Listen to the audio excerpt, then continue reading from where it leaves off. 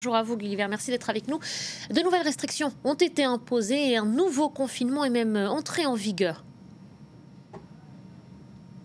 Oui, mais avec plus de 13 000 nouveaux cas recensés mardi, l'Ukraine détient à ce jour le triste titre de numéro 1 en Europe en termes de nouvelles infections, alors que d'autres pays en Europe commencent à entrevoir le bout du tunnel. Ici, le sentiment qu'on a, c'est plutôt que la pire période de la pandémie est encore à venir. En fait, les infections augmentent depuis le mois de février, mais il y avait très peu de restrictions en place. Tout était ouvert, plus ou moins, jusqu'à cette semaine où, à Kiev, maintenant, les écoles sont fermées, les restaurants, les musées, les cinémas, etc. Les transports en commun fonctionnent uniquement pour les travailleurs essentiels, mais il n'y a pas d'ordre de rester chez soi, ni de couvre-feu et pas de limitation non plus aux déplacements entre les régions. En fait, en Ukraine, ce qui se passe en ce moment, c'est que c'est les collectivités locales qui sont invitées à décider des restrictions à imposer et en province, beaucoup de maires sont très réticents à introduire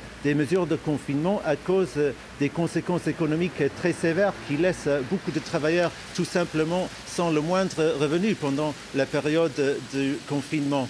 Côté vaccination, vous l'avez dit, ça avance très lentement. Les Ukrainiens sont très réticents à se faire vacciner, même parmi le personnel médical. Ces hésitations sont très répandues. Vous imaginez que l'impact que cela a sur le niveau de confiance dans les vaccins chez la population en général. Le président Volodymyr Zelensky vient d'annoncer l'achat de 10 millions de doses du vaccin Pfizer, qui bénéficie ici d'un taux de confiance plus élevé que les vaccins AstraZeneca et Sinovac qui étaient utilisés jusqu'à présent, mais qui demande aussi une logistique un peu plus compliquée pour sa distribution, ce qui risque d'être difficile à organiser en Ukraine.